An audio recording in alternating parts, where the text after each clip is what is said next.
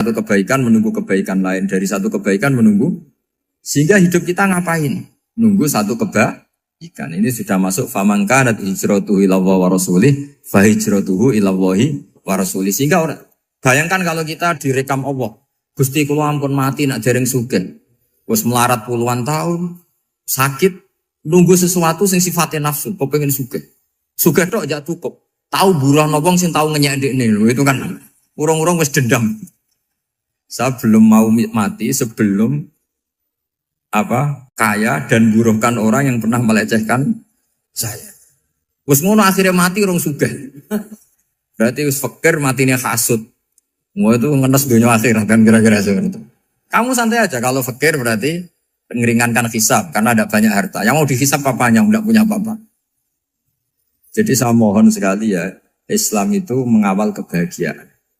Sebab itu sampai bahagia itu menjadi perintah Islam, qul bi fadlillah wa bi rahmati fa bidzalika falyafrahu. Karena dengan bahagia bi taat diharapkan orang Islam itu tidak bahagia atau cari kesenangan lewat jalur maksiat. Sehingga ciri utama wali apa? Ala inna awliya Allahi la khaufun alaihim wa lahum yahzanun. Sehingga ulama dulu itu rileks-rileksnya. Termasuk yang saya ceritakan tadi, Imam Ahmad, Imam Syafi'i. Itu melihat apa saja rileks. Ya tadi kalau disenangi orang ya barokah, punya kawan kebaikan. Nak dineng ya barokah dineng di gedingi tonggo rada utang, ngeranjuk tulung gitu. Jadi rileks saja. Masyhur itu Imam Syafi'i ngendikan waman asaa ilaika faqat atlakoka. Orang yang berbuat buruk sama kamu, hakikatnya adalah membebaskan kamu. Atlako itu apa? Membebaskan. Enak gak jadi hidup gitu? Kalau kamu kan enggak, kok gedeng aku salahku apa? Malah kamu ujub tuh, orang kok enggak tahu salahnya. Kamu jadi suami, istrinya ngomel, kurang apa saya sebagai suami? Ya kurang banyak, enggak ganteng, enggak kaya, enggak ini. Malah kalau diterangkan malah parah toh. Ya sudah rileks saja, kalau dia ngomel ya tadi, alhamdulillah dapat pahala tanpa apa? Biaya. Terus ngomel kan butuh energi, paling yang tidak kuat 3 jam. Nanti juga berhenti apa? Terus ambil nilai positifnya, misalnya ngomel sama suaminya, bagus lah. Kalau ngomel sama tetangga malah kayak apa gitu aja.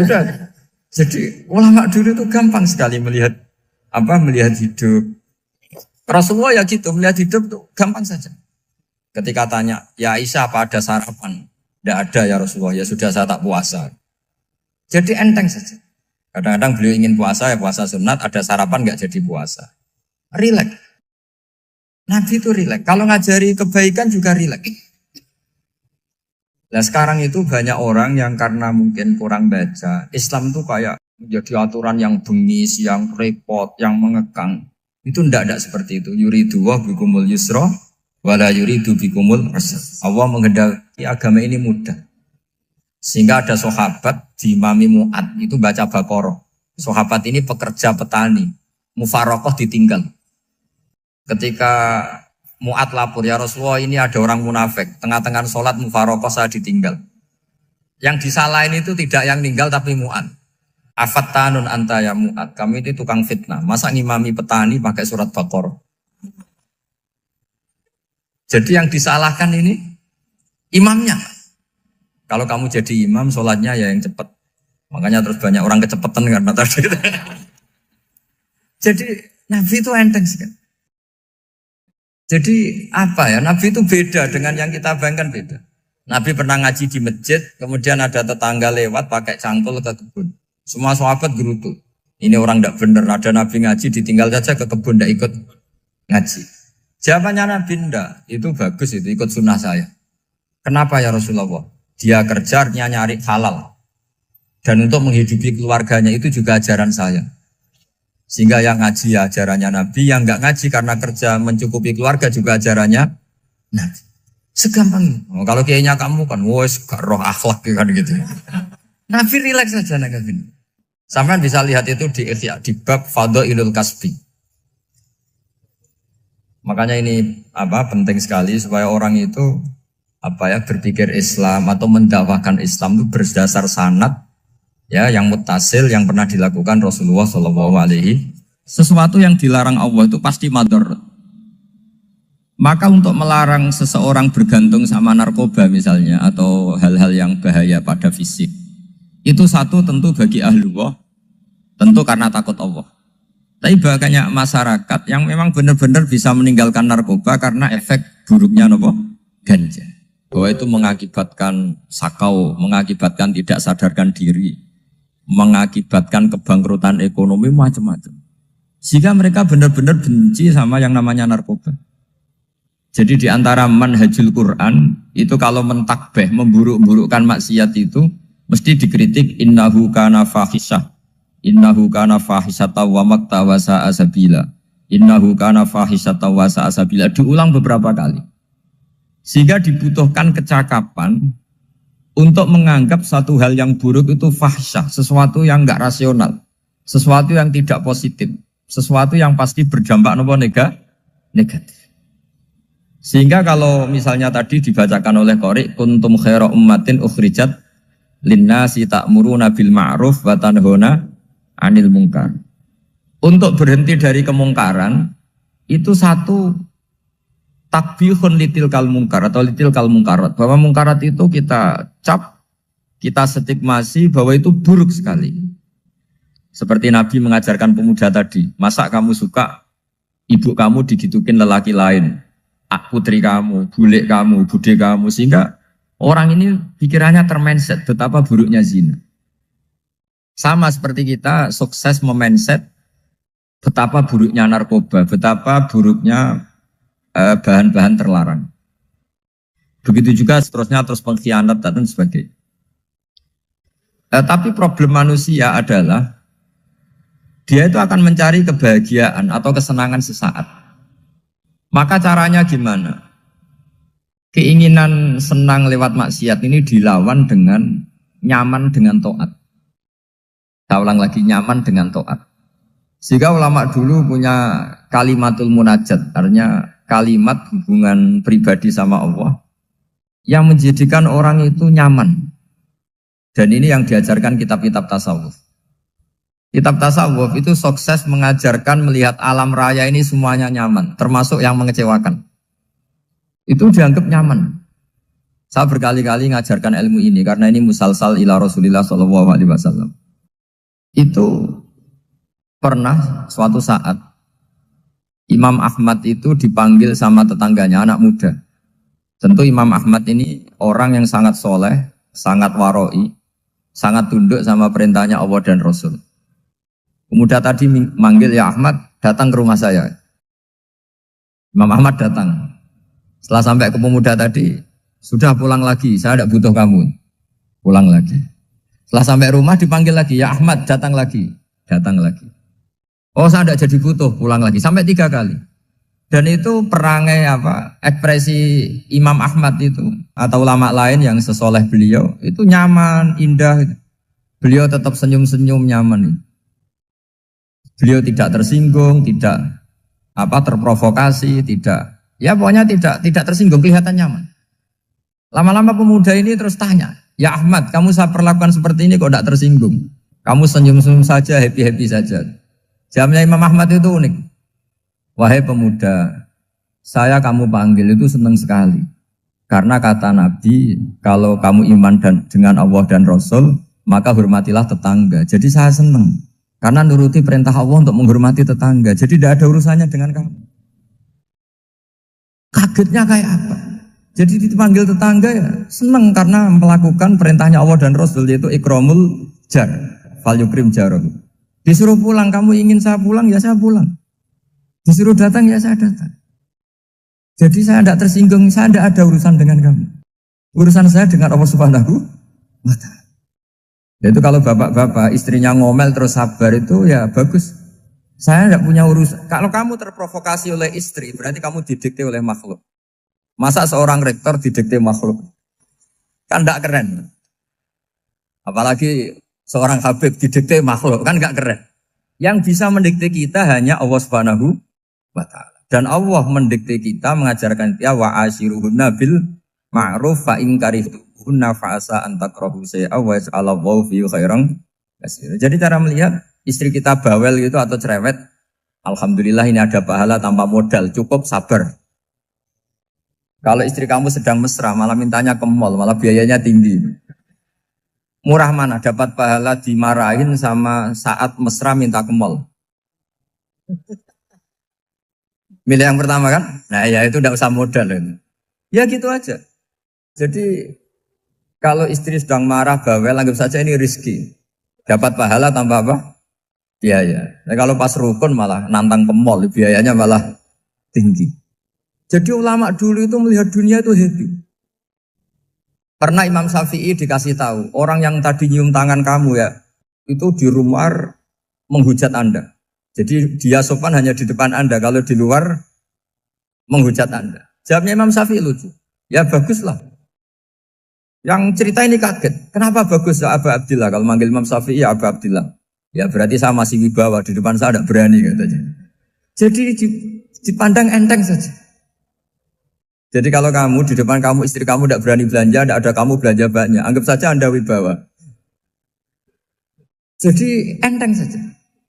Pernah Imam Syafi'i dikasih tahu, separuh dari kampung Anda itu gak suka kamu. Ya bagus lah. Kenapa? Oh nak rukun malah bakal utang katanya gitu. Kira-kira yang utang itu yang rukun apa yang neng-nengan? Yang rukun. Jadi enteng saja. Masyhur itu makalahnya Imam Syafi'i. Waman asa'a ilaika faqad atlaqaka. Orang yang berbuat buruk sama kamu berarti membebaskan kamu. Kalau saya sedang nenengan sama Habib Hasan Toha Putra, beliau naik Alphard gak nawarin saya sah karena baru nenengan. Tapi kalau sedang rukun malah harus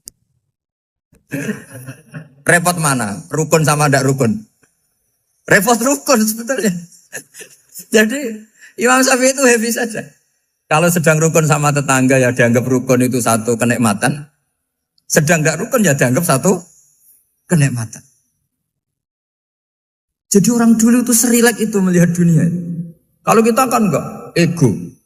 Wah saya ini suami kok dimarahin istri. Wah ini egonya bangkit. Padahal egonya bangkit itu ada kebodohan di situ. Yaitu seorang rektor didikte seorang istri, seorang makhluk. Apalagi kalau Anda daftar wali itu tidak akan jadi wali.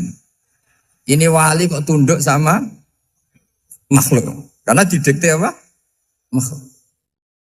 Maka Imam Ahmad ketika tetangganya bully gitu ya santai saja beliau happy. Ketika pemuda tadi eskal janggal. Kenapa kamu gak tersinggung ya Ahmad? Memangnya saya harus tersinggung gimana? Kan tak panggil tidak jadi, tak panggil tidak jadi. Hei pemuda, saya ini tidak punya urusan dengan kamu. Saya nuruti kamu karena perintahnya. Saya senang melakukan perintah Allah harus berbaik sama kamu. Sampai 3 kali. Ajarkan Muhammad atau katakan Muhammad pada umatmu. Sebaiknya atau seharusnya mereka hanya gembira dengan melihat fadlnya Allah dan rahmatnya Allah. Ini harus kita pahami mulai dari konstruksi yang paling pokok, yaitu akidah. 2 ahwal. Ahwal itu 1 perilaku sosial. 3 mutamimat, sesuatu yang tidak pokok, tapi kita butuhkan dalam mengawal hidup ini. Saya beri contoh, itu sampai maksiat, itu karena cari kesenangan. Misalnya baru penat itu, ingin seneng, ada orang yang macam-macam lah, ingin melihat maksiat, apa itu pornografi, apa nyabu, apa macam-macam. Itu sebetulnya agama punya konsep yang luar biasa, yaitu seharusnya seseorang itu gembira. Gembira dengan ketaatan. Lalu pertanyaannya caranya gembira gimana? Gembira itu mudah. Jadi misalnya kamu sujud sama Allah Subhanahu wa taala. Terus cara berpikir begini. Ini sekaligus ijazah. Cara berpikir begini.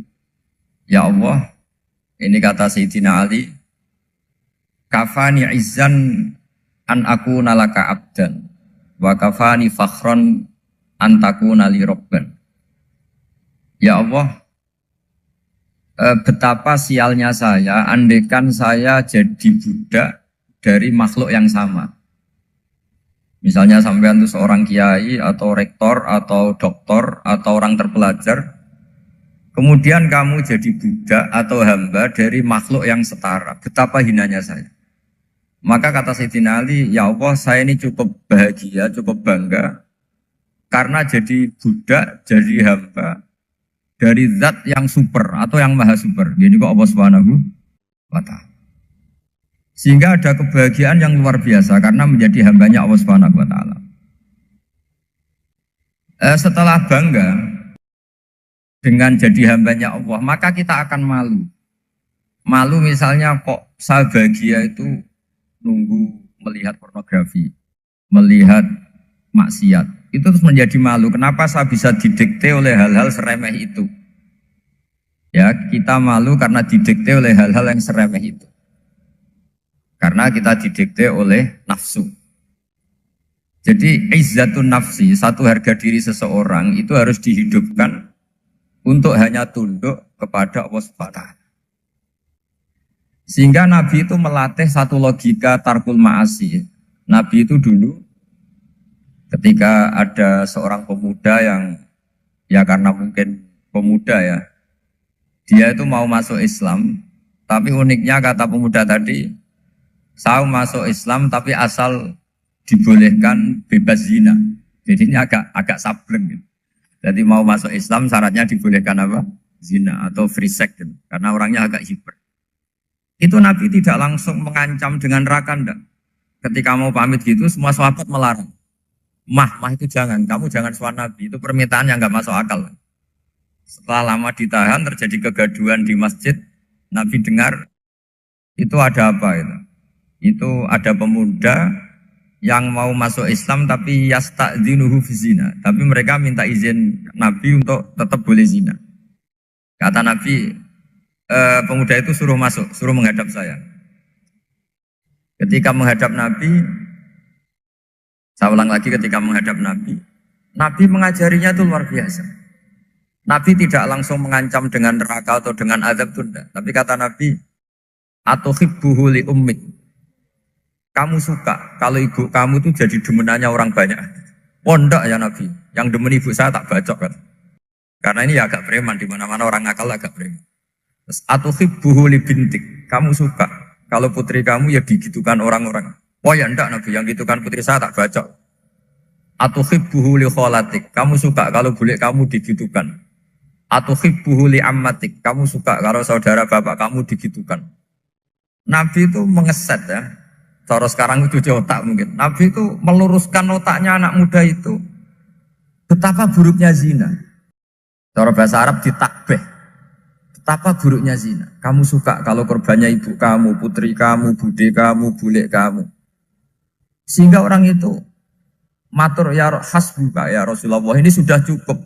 Saya tidak pernah melihat sesuatu seburuk zina. Jadi fa'alqallahu fi qalbihi bughdha zina. Kemudian Allah meletakkan di hatinya, menanamkan benci zina. Sehingga akhirnya pemuda tadi menjadi iffah, menjadi menghindari zina. Artinya begini ya, ini mungkin yang lolos dari para kita sebagai dai, kita tidak belajar banyak tarbiyahnya Rasulullah Shallallahu Alaihi Wasallam. Jadi kalau kita benci maksiat, itu jangan hanya ditakfir, ditakutkan neraka itu enggak. Jangan hanya itu. Tapi di logika. Jadi kalau kita menghindari maksiat, itu selain karena takut azab, itu ada logika. Ada rangkaian pikiran yang menjadikan kita anti satu perbuatan apa maksiat. Jadi misalnya gini ya, kira-kira ginilah kalau contoh gampang itu. Ada orang gitu ya, nyanyi dengan pakaian yang mungkin pornografi gitu. Mungkin pemuda-pemuda ingin melihat itu, tapi bisa diobati gini. Kok enak dekne mergawe kok tak bayar ya, aku kehilangan duit. Meskipun dengan logika yang agak serampangan, yang penting menjadi kita ini punya harga diri untuk tidak tergantung hal-hal seperti itu. Sehingga Nabi itu cara menggambarkan tadi mulai atuhibbuhu li umma, kalau ibu kamu jadi demenannya orang lain. Pemuda tadi bilang yang demen ibu saya mau saya bunuh. Ditambah lagi atuhibbuhu li bintik. Bagaimana kalau korbannya putri kamu, bule kamu, bude kamu. Sehingga terus si pemuda tadi betapa buruknya zina. betapa murahnya zina. Akhirnya pemuda tadi alqawwa fi qalbi bughda zina. Terus kemudian pemuda tadi itu sangat membenci dengan apa? Berzina. Nah, pikiran-pikiran seperti ini harus kita tanamkan. Harus kita tanamkan supaya orang itu benci melakukan maksiat karena satu memang takut suhtullah, takut dibendu Allah atau dibenci Allah. Dua, memang logika kita mengarahkan tidak maksiat. Saya beri contoh ya betapa pentingnya mindset ya, cara berpikir. Orang itu menjadi kikir itu karena nganggap hidup itu lama dan uang itu penting. Kalau zaman Nabi itu sederhana kalau melihat hidup ini. Pernah suatu saat Nabi itu punya jatah makan. Karena Nabi itu hidupnya juga pas-pasan. Jadi Nabi itu unik. Beliau di satu sisi kaya raya. Bisa ngurmat Abu Hurairah, Ammar, Suhaib. Ashabu Sufa itu dirawat Nabi semua. Itu kan kaya, bisa ngerawat sekian orang. Tapi di sisi yang lain untuk pribadinya beliau miskin. Kadang nggak bisa makan hari itu. Tapi di saat yang sama bisa merawat Ahlus Sufa. Jadi keliru kalau orang hanya cerita Nabi itu miskin. Untuk makan dirinya aja susah. Itu keliru. Kelirunya kalau tidak diteruskan, tapi Nabi mampu menghidupi ahli sufah. Singkat cerita jatah makannya Nabi itu dikasihkan orang ketika Nabi tanya, ya Aisyah, makanan jatah saya di mana? Oh ya Rasulullah tadi ada orang minta tak kasihkan, maka makanan itu habis. Apa kata Nabi? Kamu salah Aisyah. Yang kamu kasihkan itu justru yang masih. Ya yang kamu kasihkan itu justru yang masih. Sehingga Nabi menganggap, makanya Nabi terus ngendikan, ya kalau mukhatabnya lelaki ya kira-kira begini. Wahallaka min malika illa ma akalta fa'afnaita walabista fa'ablaita. Terus tanya, wa tasaddaqta fa'abqaita kata Nabi. Harta kamu ya kamu makan kemudian ke WC jadi kotoran atau punya pakaian mewah nanti rusak. Wa tasaddaqta fa'abqaita. Ada yang kamu sedekahkan yaitu yang abadi sampai akhir. Sehingga banyak pengusaha yang mencintai saya setelah tak ajari hadis itu, misalnya punya uang 1 miliar karena dia spekulan atau pedagang rawan bangkrut, disedekahkan ke masjid 50 juta, yaitu yang abadi. Jadi kalau suatu saat bangkrut, dia masih punya uang 50 juta di akhirat. Jadi Nabi itu mengajari sedekah itu apa? Ya sedekah itu pengabadian uang. Kalau kita kan enggak, bilang sedekah itu nguras uang. Itu pikirannya setan dan pikirannya orang Islam. Itu cara berpikir setan, bukan cara berpikir umat apa. Sehingga Sayyid Ali Zainal Abidin itu kalau ada orang minta, kemudian beliau ngasih, itu beliau bilang gini, marhaban biman hamala zati ilal akhirah. Matur nuwun nggih jenengan sing beto sangu kula nate. Jadi dianggap teller saja. Orang yang minta uang beliau itu dianggap tukang nyatet bank. Karena sudah ditabungkan. Ya sudah. Kalau kita kan enggak, wah pengemis tuh ganggu gini-gini. Kecuali pengemis profesi ya mungkin kita agak-agak enak. Pada zaman akhir tuh ada pengemis apa? Profesi. Jadi repot. Terus tak beri contoh lagi kebahagiaan ketika kita milih Islam moderat. Islam kita diajarkan guru-guru kita, utamanya oleh guru kita Mbah Maimun. Saya juga sering ketemu beberapa ulama dunia termasuk Habib Umar. Saya juga ikut sowan ke sini pas beliau sama Habib ini Hasan Toha Putra di sini sama orang-orang moderat. Itu cara berpikir juga luar biasa indah. Beliau pernah cerita ya, beberapa ulama lah, banyak yang cerita itu. Saya pernah diceritani seorang alim ketika ada orang ekstremis itu mau ngebom di tempat maksiat. Kebetulan yang maksiat itu kebanyakan ya orang Islam. Karena di negara yang mayoritas Islam. Ditanya sama Syekh Sa'rawi. Syekh Sa'rawi itu mufasir top di mana? Mesir. Ini mau tak habisin karena mereka orang Islam kok maksiat terus. Terus ditanya sama Imam Sa'rawi. Laumatu ala khini ma'asihim aina masiruhum. Kalau mereka mati dalam keadaan maksiat, mereka kemana? Ya ilanar, mereka pasti masuk neraka. Terus ditanya sama Imam Sa'rawi. Wahal masiruhum ilanar muradun nabi amla. Punya umat maksiat kemudian mati masuk neraka. Itu yang diinginkan Nabi apa enggak? Ya tidak aja. Ya sudah, enggak usah dibom, ditunggu tobatnya kata. Karena kalau mati dalam keadaan itu ke neraka dan itu tidak yang diinginkan Rasulullah Sallallahu Alaihi Wasallam. Terus ekstremis ini menjadi tobat, tidak berpikir ekstremis mas. Jadi orang itu harus berpikir mindset yang baik. Meskipun kadang berpikir baik itu ya agak-agak kacau. Ada seorang wali majdzub, itu kalau berdoa agak kacau, tapi gak bisa dibantah. Masyhur itu doa itu. Ini sekaligus ijazah, tapi kalau sebelum wali gak boleh. Itu datang ke makamnya Rasulullah SAW. Terus doanya itu begini. Ya Allah, sekarang terserah engkau.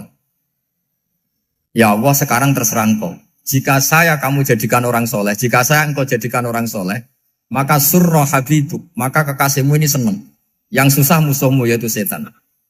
Tapi kalau engkau menjadikan saya orang fasik, maka yang susah kekasihmu, yang senang musuhmu. Jadi kan punya dua pilihan itu. Wah itu kan doa tapi kayak teror gitu. Ya jadi berdoa di Raudhah. Wah itu pasti mandi itu karena agak-agak maksa Tuhan itu.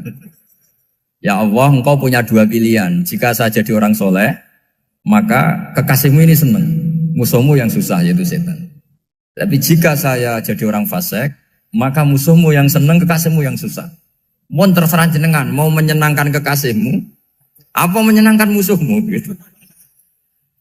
Kira-kira gimana? Kalau tertarik boleh doa itu dipraktekkan.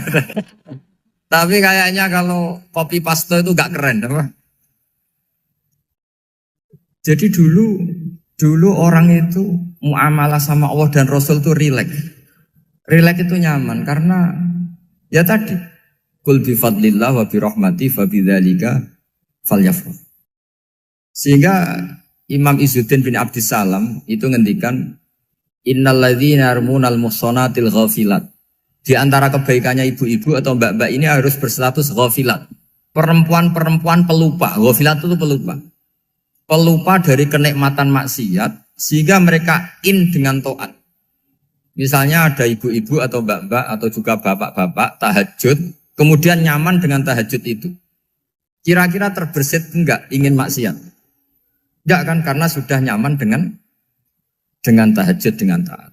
Maka dibutuhkan kenyamanan dalam beribadah. Sebab itu ala bidzikrillahi tatmainnul qulub. Makanya saya termasuk kiai yang setiap ngaji itu happy, seneng. Karena ini untuk kampanye, seneng dengan ngaji, dengan taat itu sudah luar biasa. Kayak apa kalau mereka senengnya kalau nunggu melakukan maksiat. Jadi termasuk bentuk perlawanan kita terhadap maksiat adalah usahakan kamu tuh bahagia, seneng dengan taat. Istiqnas billah, mu'anasah billah, farah billah, itmi'nan tumaknina billah. Sehingga ini mencukupkan kita tidak berkebutuhan maksiat. Meskipun kita ya manusia, pasti suatu saat atau sudah pernah maksiat. Serasa diceritakan lah, itu mesti gitu lah. Lah orang-orang dulu itu orang yang sukses mengelola bahagia ma Allah wa billah wa lillah. Jika wali-wali dulu itu jadi wali itu tidak mesti karena ibadahnya banyak itu enggak. Mereka orang yang ibadahnya itu biasa. Biasa-biasa sekali. Ulama-ulama dulu ibadahnya biasa sekali. Tapi qulubuhum ma'allah, hatinya itu ma'allah. Itu ada seorang wali, itu jadi wali, Umar bin Abdul Aziz, yang dikenal Khamisul Khulafa. Khamisul Khulafa. Di luar Khulafa Ar-Rasyidin 4, di antara yang soleh adalah siapa? Umar bin Abdul Aziz. Itu ketika mau meninggal, itu senangnya bukan main. Itu semuanya nangis, beliau senang. Terus tanya, kenapa kamu senang? Memangnya saya kalau mati itu kemana aja? Ila khairi madhubin ilah, ke zat terbaik. Dibang urip mbek kowe bulet atau mbek arhamur rahimin gitu. Yaitu Allah Subhanahu. Jalaluddin Ar-Rumi ketika mau meninggal itu muridnya nangis semua, beliau marah. Kamu harusnya pesta karena saya mau ketemu kekasih saya, malah kamu tangisi. Goblok sekali kamu katanya. Jadi orang-orang dulu itu luar biasa. Karena tadi mereka tidak ingin ketemu Allah itu dianggap problem. Harus sesuatu yang membahagiakan. Makanya wali-wali itu kalau berdoa begini. Wa khairu ayyami yauman alqa fih, dan jadikan hari terbaikku adalah hari ketika saya ketemu engkau ya Allah. Pernah dengar doa itu? Wa khairu ayyami yauman alqa fih, dan hari terbaikku adalah hari saat ketemu engkau. Aman kan enggak? Sampai mati ku wedi. Saya enggak tahu wedi dosa apa wedi Israel mewedi malaikat siapa? Mungkar Nakir. Sebenarnya tidak perlu seperti itu. Karena cara pandang Nabi itu ini bisa dipraktekkan. Kalau kamu orang baik, mati artinya apa? Ya baik. Karena husnul khotimah. Kalau kamu orang yang buruk, itu kata Nabi, anggap saja mati itu akhir dari keburukan kamu. Nak kowe urip terus, malah maksiat terus. Maka Nabi itu kalau ngajari kita berdoa gini, Allahumma ij'alil hayata ziyadatan li fi kulli khairin wal mauta rohatan li min kulli syarri. Ya Allah, kalau saya hidup, ya anggap saja ziyadah fi kulli khairin, berpotensi nambahi kebaikan. Kalau saya mati, anggap saja ini akhir dari segala keburukan. Maka saya berkali-kali, tradisi ulama-ulama NU, ulama-ulama pesantren, ya ada hanya NU, pokoknya ulama-ulama alim, itu kalau ada orang mati, orang nakal gitu mati, ini saya gitu, itu hadirin mesti gak terima. Wapi enang itu orang nakal. Tapi dipaksa sama kiainya, saya gitu, lama-lama dipaksa. Saya gitu, padahal yang hatinya kiai, wis ra iso maksiat meneh, wis saya gitu. Karena dengan mati berarti saya sudah tidak bisa maksiat lagi. Jadi Nabi melihat hidup dan mati itu segampang itu. Kalau al-hayata ziyadatan li fi kulli khairin wal mauta rohatan li min kulli syarr. Coba kita ke depan itu kan ada potensi zina, potensi korupsi, potensi maksiat. Yang bisa menghentikan potensi itu apa coba? Mati ya, udah pintar ya. Sudah maju berarti. Berani mati? Berani. Tapi jangan di sini ngel-ngelo panitia. Artinya yang selama ini kita risau dengan kematian, dengan apa? Nabi ngajari kita tadi. Allahumma ij'alil hayata ziyadatan li fi kulli khairin wal mauta rohatan li min kulli syarr. Ya Allah, jadikan hidup ini sebagai bekal menambah kebaikan, dan suatu saat kalau saya mati, semoga itu akhir dari segala keburukan. Jadi artinya Nabi itu ngajari kita itu positif terus. Sama seperti ulamanya tadi. Nak lagi rukun mbek tonggo ya sanggep ae kanca keapian. Nak nenengan ben ra utang tenan. Jadi pokoknya penak terus itu. Nak bojo lagi ngamuk alhamdulillah gak ngajak blonjo. Nak pas rukun ya alhamdulillah kok lagi rukun. Jadi gampang semua. Makanya ada seorang alim itu ngendikan begini, ada yang tanya. Saya tuh dulu ketika kaya, teman saya sering main ke saya. Setelah saya miskin, gak ada teman-teman yang ke saya. Dikira si Habib ini kebetulan orangnya Habib, itu mendukung keluhan dia. Ternyata enggak. Si orang alim itu bilang gini, malah bagus toh gitu. Kowe wis melarat buruhe wong. Ya sudah kamu miskin, buruhnya orang lain. Misalnya tukang manol di pasar atau tukang becak. Kemudian teman-teman kamu datang, malah kamu malu tuh jadi tontonan. Bagus kalau mereka lupa, pas kamu miskin tidak ada yang lihat katanya. Jadi apa ya, dianggap enteng saja gitu. Akhirnya orang ini nggak jadi ngeluh. Selama ini kan kita ngeluh ya, ketika miskin teman-teman nggak datang. Coba kalau mereka datang pas kamu buruh bikin foto di orang lain, mantan bos buruh, malu gak? Milih datang kepada? Nggak lah, sudah bener itu. Jadi ulama dulu itu makanya sering baca biar tahu solusi hidup. Jadi ulama dulu itu gampang sekali melihat kehidupan itu. Gampang sekali, indah, gampang. Kebahagiaan ini pula yang harus kita latih dalam melakukan ketaatan. Tapi memang obsesi saya terbesar atau cita-cita saya terbesar memang setiap ngaji saya ingin orang mukmin semuanya itu bahagia. Dengan bahagia itu mereka tidak neko-neko ingin mencari kebahagiaan lewat jalur apa maksiat. Sehingga dalam konstitusi ulama yang ditulis di kitab-kitab usul fikih, dan itu kitab yang saya kaji, selalu saya kaji, itu membela-bela sesuatu yang mubah itu sampai luar biasa. Karena melihat mubah itu, misalnya Anda tidur itu berstatus mubah, Anda bermain catur berstatus mubah, Anda rileks sama teman jagungan semalam dengan teman rektor atau dosen atau yayasan, itu melihatnya bukan mubah tapi tarkul maksiyah. Misalnya saya semalaman asik musamarah itu jagungan malam sama Habib Toha Al-Munawwar. Itu awang hitungnya bukan, wah ini jagungan ngalor ngidul tidak penting tuh, enggak.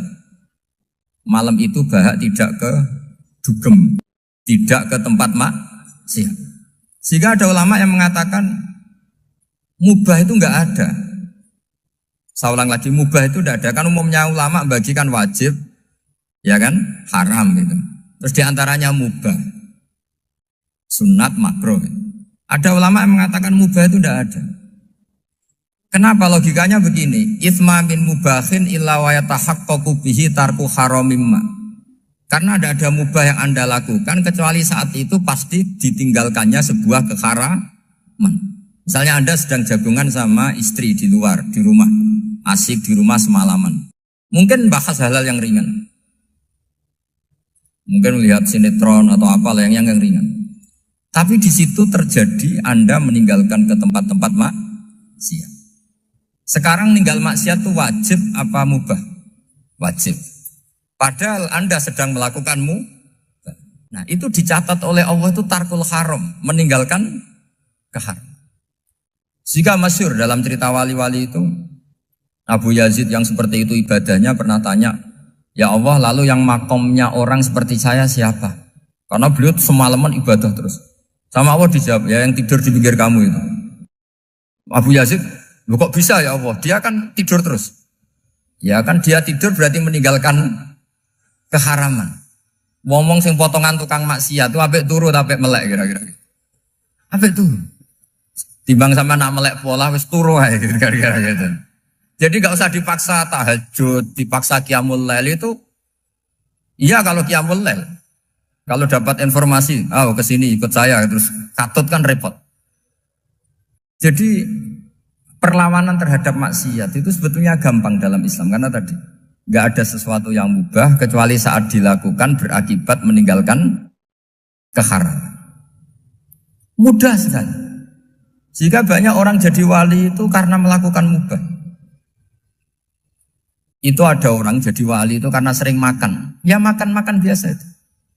Karena ketika makan, ya Allah, betapa doifnya saya. Katanya saya presiden, katanya saya rektor, saya kiai. Ternyata kalau nggak makan tuh lemes. Apa hebatnya makhluk yang bergantung makhluk yang lain, yaitu makanan. Nah karena seperti itu terus dia al-laja'illallah, terus dia sungkeman ning Allah. Betapa lemahnya saya.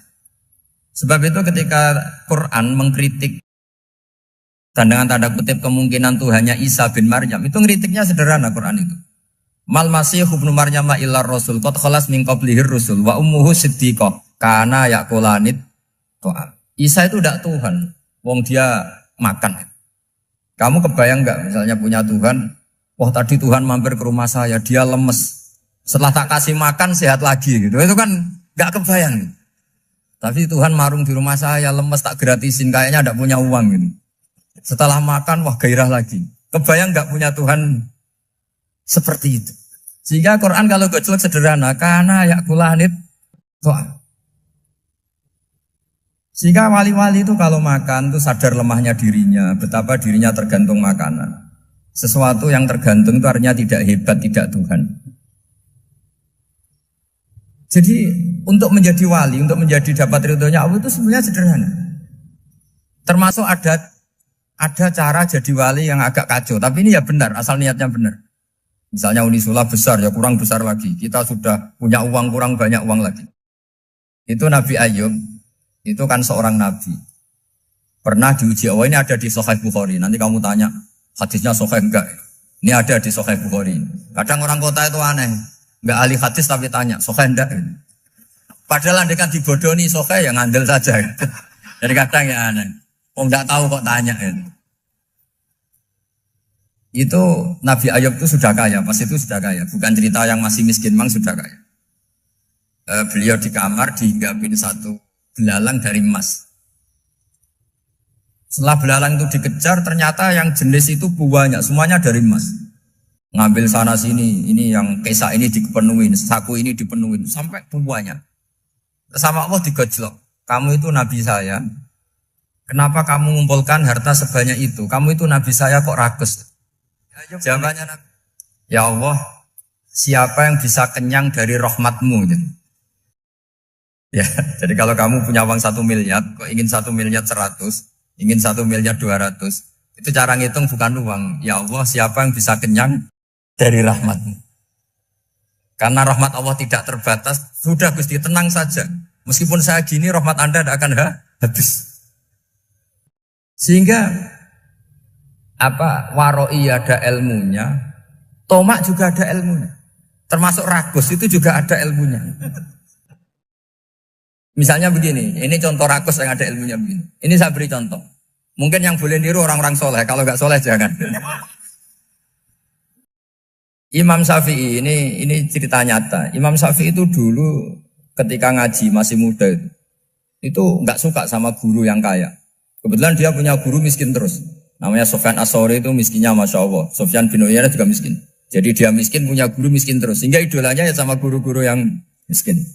Suatu saat guru-guru ini menyarankan dia ngaji Imam Malik. Imam Malik itu kaya raya. Itu babutnya Imam Malik kalau diinjek itu mata kakinya tidak kelihatan saking halusnya. Kalah Indonesia kalah. Imam Malik tuh gaya. Kalau ngaji di kursi tinggi terus pakai bukhur itu, pakai jubah Arab yang mahal. Pokoknya mewah kali Imam Malik. Terus dia mulai ini kiai kok kaya. Kemudian setelah beliau alim tanya, saya harus ngaji siapa setelah ilmu jenengan habis kira-kira gitu. Kata Imam Malik, sudah kamu tidak usah perlu ngaji saya, kamu sudah alim alama. Terus Imam Malik datang ke Baki. Zaman itu Baki itu semacam kayak rentalan ya, semacam Grab lah kalau dulu itu. Mana kafilah yang mau ke Irak?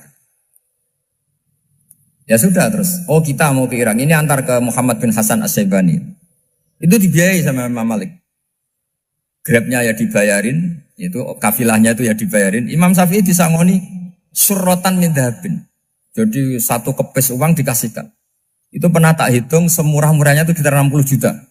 Imam Syafi'i mulai mikir, kiai yang saya kritik lomo, sing kiai miskin tak puji, gak pernah ngamal kan, tentu orang miskin. Setelah datang ke Muhammad bin Hasan As-Syaibani, beliau itu pakar usul fikih, muridnya Abu Hanifah. Beliau al-usuli, pakar usul fikih. Itu Muhammad bin Hasan As-Syaibani itu kalau ngitung emas, itu di ruang tamu. Uangnya miliatan, emasnya banyak. Dari kota ini dipindah ke kota ini, emas kalau ngitung di ruang tamu. Bukan di kamar, di ruang tamu. Imam Syafi'i tambah kaget. Imam Malik kayak gitu sudah soal malah ini kaya raya. Setelah Imam Syafi'i kelihatan kaget, digojlok sama Muhammad bin Hasan As-Syaibani karena beliau senior. Ata'jabu min hadza, kamu aneh melihat ini? Iya. Kenapa? Ulama kok kaya raya. Terus kata Muhammad bin Hasan, ya sudah, uang ini tak kasihkan orang-orang fasik, binti gue demenan, gue nyabu, gue macam-macam. Oh jangan, nanti dipakai maksiat. Pun jenengan mawon sing sugih. Semenjak itu Imam Syafi'i rubah mindset. Jadi kalau kampus ini ingin akreditasi A, ingin mulia, ingin apa, kamu ridho kalau yang punya prestasi seperti itu adalah orang-orang fasik. Ridho enggak? Enggak kan? Maka didoakan ini. Nah itu namanya berpikir secara usuli. Kamu jangan hanya nuruti karena berpikir waroi terus kamu benci kekayaan. Apa enggak bisa seperti itu? Karena pangkat dan kekayaan ketika dikelola secara kesolehan maka akan menjadi energi positif yang luar biasa. Semenjak itu Muhammad bin Hasan As-Syaibani berhasil mendidik Imam Syafi'i. Sampai akhirnya keterusan Imam Syafi'i berpendapat kalau orang Islam bisa bikin rumah tingkat kok punya rumah reok itu haram. Akhirnya keterusan. Kalau bisa jadi bupati kok jadi ketua RT juga haram. Karena al-Islam ya'lu wala yu'la alaih. Islam itu luhur bukan bisa diluhurin.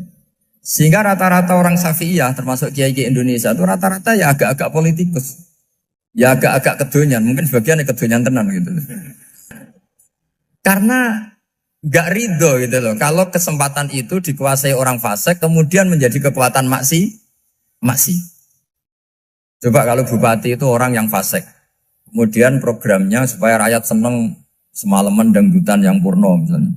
Supaya rakyat seneng dibolehkan dugem, dibolehkan judi.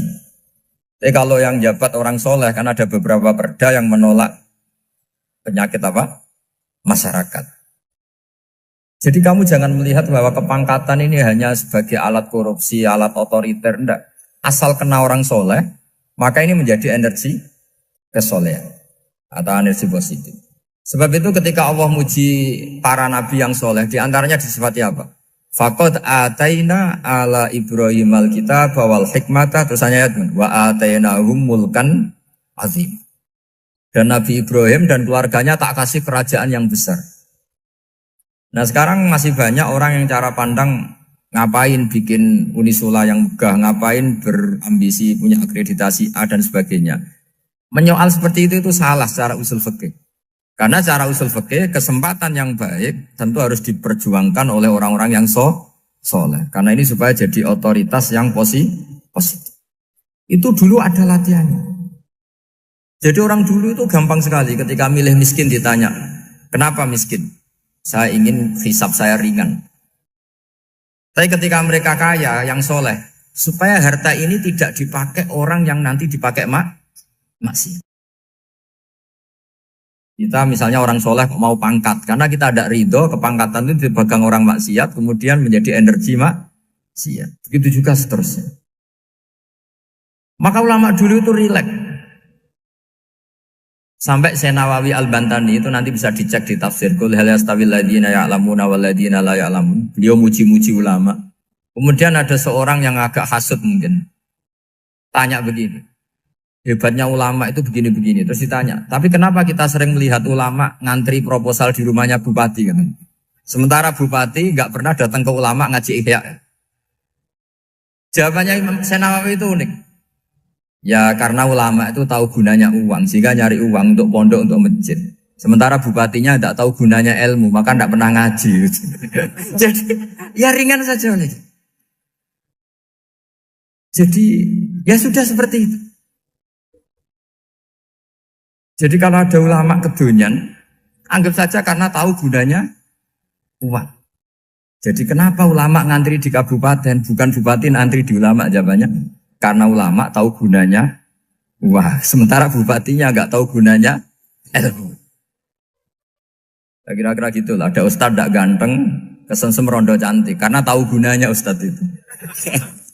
Artinya tahu gunanya kalau saya nikah nanti punya anak jadi gus. Karena kan dia kiai gitu. Tapi rondonya raro gunanya dia karena miskin gitu. Jadi ulama dulu itu rileks. Rileks, menafsirkan apa saja itu rileks. Termasuk saat terpojok. Itu rileks. Karena semuanya dianalisis pakai ilmu.